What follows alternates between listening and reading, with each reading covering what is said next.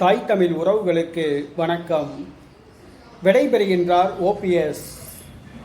விடைபெறுகின்றார் OPS என்ற தலைப்பில் இந்த காணொளியை காண்கின்றோம்.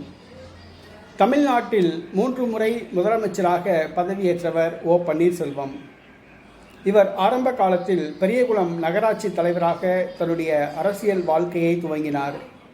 டிடிவி தினகரனுடன் ஏற்பட்ட நெருக்கத்தின் காரணமாக பெரியகுளம் தொகுதியில் சட்டமன்ற உறுப்பினர் பதவியை பெற்றார். 2001ஆம் ஆண்டு செல்வி ஜெயலலிதா பதவியிழந்தவுடன் இவர் தமிழக முதலமைச்சராக தேர்வு செய்யப்பட்டார். பின்பு செல்வி ஜெயலலிதா அவர்களுக்கு 4 ஆண்டு சிறை தண்டனை விதிக்கப்பட்டதால் அவர் மீண்டும் பதவி இழந்தவுடன் 2வது முறையாக ஓபிஎஸ் முதலமைச்சராக பொறுப்பேற்றார்.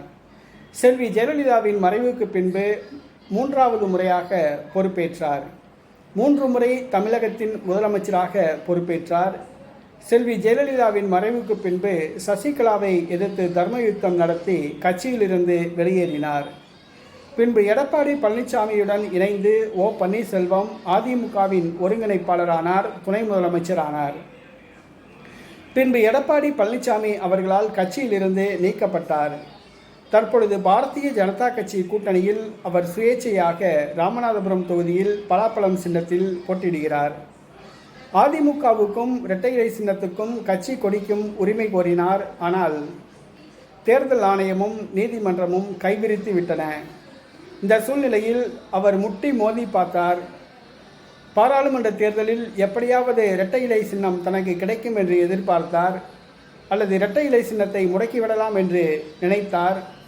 பாரதிய ஜனதா கட்சி தனக்கு உதவி செய்யும் என்று எதிர்பார்த்தார். ஆனால் பாரதிய ஜனதா கட்சி கண்டுகொள்ளவில்லை. ஒரு 10 தொகுதியாவது தனக்கு கொடுக்கும் என்று எதிர்பார்த்தார். ஆனால் ஒரே ஒரு தொகுதி தான் கொடுத்தது. ஆக பாரதிய ஜனதா கட்சியும் தன்னை கைவிட்டு விட்டது. அதிமுக தொண்டர்களும் தன்னை கைவிட்டு விட்டனர். ஆகவே இனிமேல் அரசியலில் இருப்பது வீண் என்ற முடிவுக்கு வந்துள்ளார். நாகரிகமாக அரசியலில் இருந்து விலகலாம் என்று அவர் முடிவெடுத்துள்ளார். ஆகவே வருகின்ற பாராளுமன்ற தேர்தலில் ராமநாதபுரம் தொகுதியில் ஓ பன்னீர்செல்வம் போட்டியிடுகிறார். அவர் தோல்வி அடைவது உறுதி.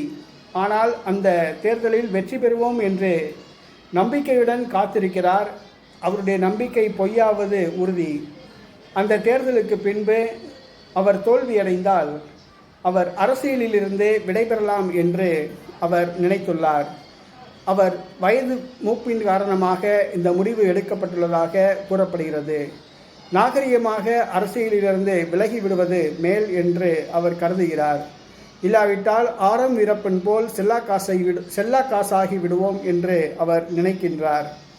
ஆகவே பாராளுமன்ற தேர்தல் வாக்கு எண்ணிக்கை முடிந்த பின்பு அரசியலில் இருந்து விடைபெறுவது ஓபிஎஸ் உறுதி என்று ஓபிஎஸ் வட்டாரங்கள் தெரிவிக்கின்றன.